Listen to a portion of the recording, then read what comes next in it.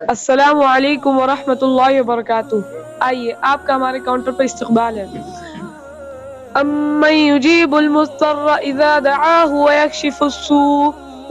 السوء ویجعلکم خلفاء الارض االہ مع اللہ قلیلا ما تذکرون۔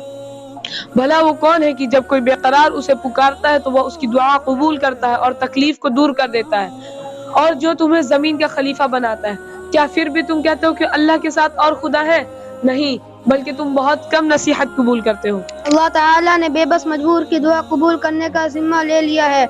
اور اس آیت میں اس کا اعلان بھی فرمایا ہے،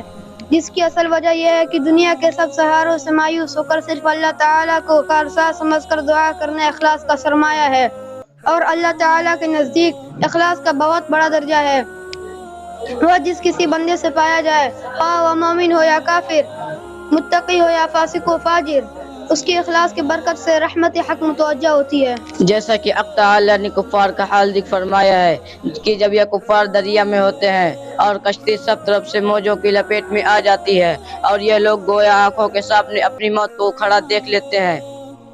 اس وقت یہ لوگ پورے اخلاص کے ساتھ اللہ کو پکارتے ہیں کہ اگر ہمیں اس مصیبت سے آپ نجات دے دیں تو ہم شکر گزار ہوں گے، لیکن جب اللہ تعالیٰ ان کی دعا قبول کر کے ان کو مصیبت سے بچا لیتے ہیں تو یہ پھر شرک میں مبتلا ہو جاتے ہیں۔ انسان کی فطرت میں ہے کہ وہ مشکلات و مصائب میں اللہ کو پکارتا ہے۔ وَإِذَا مَسَّ الْإِنسَانَ ضُرٌّ دَعَا رَبَّهُ مُنِيبًا إِلَيْهِ، جب انسان کو تکلیف پہنچتی ہے تو وہ اپنے رب کو پکارتا ہے اور دل سے اس کی طرف رجوع کرتا ہے۔ حضور اکرم صلی اللہ علیہ وسلم کا ارشاد ہے، دعا عبادت کی روح ہے، دعا عین عبادت ہے، اور ایک حدیث میں ارشاد نبی ہے کہ اللہ کے یہاں دعا سے بڑھ کر کوئی عمل عزیز نہیں، اس لیے انسان کو اسباب ظاہری ہو یا نہ ہو ہر حال میں اس معبود برحق کی طرف رجوع کرتے رہنا چاہیے جو سارے جہاں کا پالن ہار ہے، ہر آن ہے، ہر وقت ہر حال میں سننے اور قبول کرنے کو تیار ہے۔